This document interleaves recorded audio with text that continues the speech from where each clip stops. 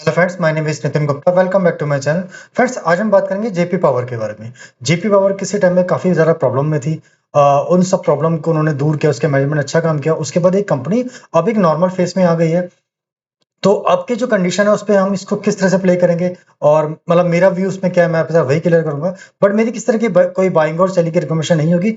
Just एक learning होगी, मेरा उसमें व्यू क्या है, मेरे टारगेट क्या है और मैं उसमें आगे किस तरह से काम करना चाहूँगा। ठीक है, चलिए चलते हैं स्क्रीन डॉट इन पर। एक बार देख लेते हैं कि कंपनी किस तरह से बिजनेस करती है। देखो, incorporated in 1994 Jaiprakash power ventures limited operates in coal mining, sand mining, cement grinding and production of thermal and hydro electric electricity. तो ये चार तरह के बिजनेस में है: कोल माइनिंग, सैंड माइनिंग और सीमेंट ग्राइंडिंग एंड पावर के बिजनेस में। एक बार ये भी देख लेते हैं कि इनका जो सेगमेंट है, रेवेन्यू कहाँ कहाँ से आता है। तो इनका जो पावर से 77% रेवेन्यू जनरेट होता है, कोल से 9%, सैंड माइनिंग से 14% रेवेन्यू जनरेट होता है। सीमेंट का यहाँ पे दिखाया नहीं हुआ है। बेसिकली इनका जो ऑपरेशन से ओवरऑल 98% होता है, अदर से 2% होता है। ठीक है, अभी फंडामेंटल क्या कहते हैं।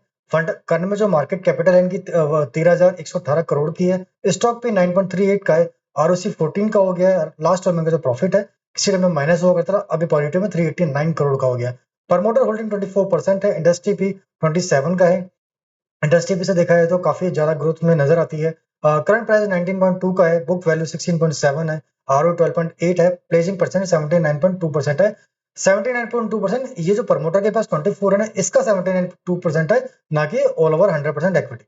हाई प्राइस ऑल टाइम 144 का है, जो 52 वीक लो बनाया था, 5.5 का बनाया था। अभी इन्होंने रिसेंटली 24 भी टच किया था, तो ऑलमोस्ट 4x एक साल में हुआ था। ये डिविडेंड कंपनी देती ही नहीं है। फेस वैल्यू 10 की है। डेट इक्विटी काफी हद तक कम हो गया, 0.37 है, जो कि मैनेजेबल नजर आता है। अभी अगर बैलेंस शीट एक बार चेक करते हैं, इन्होंने अभी क्वार्टर के रिजल्ट अनाउंस किए थे। तो मार्च 2030 में 23 में इनके जो सेल्स थी 1380 करोड़ की थी, तो उस पर बढ़कर 1515 करोड़ की हुई। और जो माइनस में 44 करोड़ का प्रॉफिट था, वो पॉजिटिव में 589 का हो गया। अब देखो, 589 कितना अच्छा प्रॉफिट का, जो 16% का इनका वो था ना, ऑपरेटिंग प्रॉफिट, वो बढ़कर 48% हो गया। ये लगातार 3 साल के अंदर, 3 साल में ये अच्छा खासा क्वार्टर इन्होंने निकाला है। ठीक है, अब ईयरली ग्रोथ देखो, 2013 से हमारे पास डेटा सामने है। तो सेल्स इनकी 2459 करोड़ की 2013 से में थी, जो बढ़कर 6763 हो गई है। हाँ, अभी डबल से ज्यादा हुई है, 3x नहीं हुई है। बट जो प्रॉफिट 358 का था, वो बढ़कर 1022 का हो गया, तो 3x नजर आती है। बट इसमें एक चीज नजर के आती है, देखो, इंटरेस्ट उससे पहले कितना पे कर रहे थे, 1213, 1524, 2179, 2478, 2770, 2614 और 1470। ये कम 2019 के बाद ये कम हुआ। 652, 57, 556, 560, 449। तो 19 से 20 से पहले इनके पास काफी डेट था और काफी ज्यादा कंपनी प्रॉब्लम में थी। अगर आप देखोगे ना, तो 20 के बाद ही अ, ये 19 का प्राइस है इसका 1 रुपीज करीब का। सॉरी, ये कोविड का प्राइस, जब कोविड में डाउन आया था, और उससे पहले कंपनी बहुत अच्छा उसमें नहीं थी। तब भी 2 रुपए या इसी रेंज में चला करती थी, 2-3 रुपए की रेंज में। मगर जब उसके बाद जब कंपनी ने अपना डेट को कम किया, डेट के बाद धीरे धीरे ऊपर जाना शुरू किया। और जो कोविड की रैली आई थी ना, उसमें इन्होंने जो हाई बनाया था, वो 11 रुपए तक का हाई बनाया था। यानी 3 रुपए से हम कह सकते हैं कि भाई 3 रुपए जो इनका बिफोर कोविड प्राइस था, 3 रुपए से लेकर 11 हुआ। और वो उसके बाद ही हुआ था, जब इन्होंने अपना डेट कम किया। डेट इन पे कितना हो गया था, अगर आप बैलेंस शीट में जाकर देखोगे, तो डेट इनके पास लगभग 2019 तक 23,194 करोड़ था।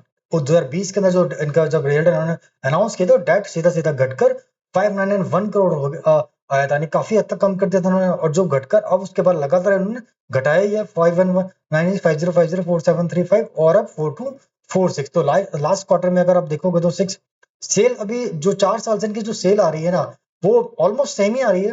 क्योंकि इनका जो सारा का सारा वो जो फोकस रहता है, वो अपने क्या कहते हैं, प्रॉफिट मार्जिन को इंप्रूव करना, और साथ में नेट को रिड्यूस, जो इंटरेस्ट को रिड्यूस करना था। क्योंकि जब इंटरेस्ट रिड्यूस होगा, तो ऑटोमेटिकली एक प्रेशर भी कम हो जाएगा, और फिर ये नेट प्रॉफिट भी बढ़ जाएगा। नेट प्रॉफिट जो 21 करोड़ था, जब फर्स्ट क्वार्टर में जब पहला जो उन्होंने ईयर दिया था, जो बोरिंग हटाने के बाद, उसके बाद वो नेट प्रॉफिट 525 का हो गया। अगर आप देखोगे ईयरली ग्रोथ, ठीक है, ईयरली में ना, अब यहाँ देखते हैं ऑपरेटिंग प्रॉफिट कितना होगा। ऑपरेटिंग प्रॉफिट इनका 2459 के सेल में 1958 करोड़ का था, जो बढ़कर अब 2236 करोड़ का हुआ। 2236, आप देखोगे कि ज्यादा ग्रोथ नहीं है, मगर आप देखो 80% प्रॉफिट मार्जिन था, जो अभी 33% है। अगर 80% हो जाता है, तो प्रॉफिट देखो कहाँ पे जाता है। अगर आप बैलेंस शीट की बात करो ना, बैलेंस शीट में इनका पास इक्विटी कैपिटल कितना है, 6853, रिजर्व कहते हैं 46110, यानी 11,000 तो नजर आता है, उसके सामने बोरिंग ना के बराबर है 13,005 टू फिक्स एसेट, CWIP 194 और इन्वेस्टमेंट 5 करोड़ का। तो और हाईएस्ट एवर 12 साल के अंदर, यानी 12 साल का डेटा हमारे सामने है, 12 साल के अंदर हाईएस्ट एवर ईयरली इन्होंने प्रॉफिट क्या कहते हैं बुक किया है, और हाईएस्ट एवर लास्ट 3 साल में हाईएस्ट एवर क्वार्टर रिजल्ट का प्रॉफिट बुक किया है। इससे ज्यादा और इससे ज्यादा कभी नहीं आया, ठीक है। और चार्ट में रिफ्लेक्ट नहीं होगा क्या? बिल्कुल होगा। अब एक बार प्रमोटर होल्डिंग देखें, प्रमोटर होल्डिंग अभी 24% मेंटेन है। क्या कहते हैं प्रमोटर के पास, एफआईए के पास बहुत ज्यादा नहीं है। एफआई के पास दिसंबर में थी, मगर मार्च के महीने में, हाँ एफआई के पास भी इन्होंने एफआई में लगातार होल्डिंग बढ़ाई है, सॉरी 6.60% हो गई है, लगातार एफआई ने बढ़ाई है। 21 आप देखो 539010212028 कोई भी सिंगल क्वार्टर ऐसा नहीं है कि जिसमें उन्होंने अपनी होल्डिंग को मतलब कम किया हो। हल्का फुल्का यहाँ जरूर कम किया था, बट उसके बाद उन्होंने कभी कम नहीं किया, ठीक है। डीआई के पास भी अच्छी खासी होल्डिंग है, और पब्लिक के पास भी 51.47 नजर आती है, बट पब्लिक में भी 5 पॉइंट, ये जो दो नाम है इनके पास है 5.66 पॉइंट से ज्यादा, तो ऑलमोस्ट 55%। अगर हम देखें तो 45% यहाँ से हम ऐसी होल्डिंग है जो हमें नजर नहीं आते, हम एक्चुअली हमें नहीं पता कि नॉर्मल ट्रेड के पास है या फिर इसमें भी काफी सारा स्ट्रॉन्ग हैंड है। अब एक बार टेक्निकल की बात कर लेते हैं, तो टेक्निकल है, ये पैटर्न बना हुआ है, ये पैटर्न हम इसको रिवर्स हैंडल शोल्डर पैटर्न भी बोलते हैं। ये छोटा सा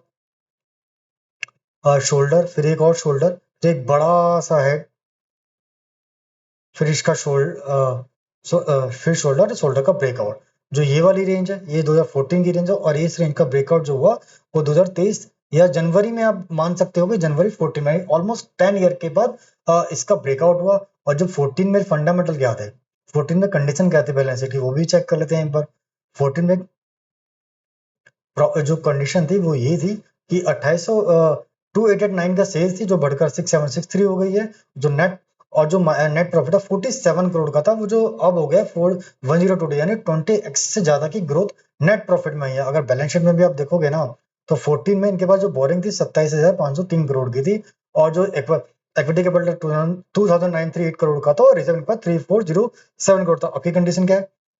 बिल्कुल डिफरेंट कंडीशन है, अच्छी कंडीशन है। तो अब यहाँ से ग्रोथ तो अच्छी खासी आनी चाहिए ना, बट हम क्या करते हैं ना, इसका पैटर्न निकालते हैं। कोई काफी लोगों के पास ऑलरेडी, शायद ये जब पेनी स्टॉक ऑलरेडी हो काफी लोगों के पास, तो इसका जो टारगेट निकल कर आता है 30 रुपए का, 30 रुपए का टारगेट इसमें निकल कर आता है। तो ठीक है, अभी जो अगर हम करंट प्राइस से हम देखेंगे तो 58.60 नजर आता है, ठीक है। अब इसमें आगे प्ले कैसे कर सकते हैं? देखो, जिसके पास अगर किसने लिया हुआ था तो उसको बेचने की जल्दी बिल्कुल नहीं करनी चाहिए, ठीक है। कोई कंपनी में यहाँ से जिस तरह फंडामेंटल इंप्रूव हुआ ना, जिस तरह उन्होंने रिजल्ट पोस्ट किया है, वो बहुत अच्छा रिजल्ट है, धमाकेदार रिजल्ट है, ठीक है। तो जो टेक्निकल पैटर्न निकल कर आया वहां तो उसको कम से कम रखे। उसके बाद जैसे जैसे ऊपर जाएगा टेक्निकल पैटर्न फॉर्म होते रहेंगे, हम उसके बाद देखते रहेंगे कि हमें किस तरह से आगे प्ले करना चाहिए। बट करंट जो सिनेरियो है, जो मैं क्या करूंगा, मैं ये करूंगा, जो अभी इसका मेरे पास पहले से है, ठीक है, बट मैं इसको बेचने की जल्दी बिल्कुल नहीं करूंगा। मैं सर जो इसका फर्स्ट टेक्निकल टारगेट है ना 30 रुपए का, मैं वहां तक इसको कम से कम होल्ड रखूंगा। उस बीच वो हो सकता है एक दो कैटेगरी रिजल्ट और आ जाए, अगर और फंडामेंटल इंप्रूव आता है तो हो सकता है फिर मैं बाकी जो उसका दूसरे जो पैटर्न बनेंगे, तब तक कोई ना कोई पैटर्न और फॉर्म बन जाएगा, तब तक रख सकता हूँ उसको, ठीक है। तो ये मेरा व्यू है, ये मेरा पॉइंट ऑफ व्यू है। आप एक बार खुद से भी एनालिसिस करेंगे, देखें कि हमने किस तरह चीजों को देखा, और किस तरह से हमारी चीजें सामने है, और किस तरह से कंपनी टर्न आउट किया, ठीक है। मेरी किसी तरह की बाइंग और सेलिंग की रिकमेंडेशन नहीं है, जस्ट एक लर्निंग है कि मैं इसमें किस तरह से प्ले करने जा रहा हूँ, मुझे क्या चीज नजर आती है। अगर आपको मेरे वीडियो अच्छे लगते हैं तो प्लीज लाइक कीजिए, सब्सक्राइब कीजिए। आज के लिए इतना ही, धन्यवाद, जय हिंद।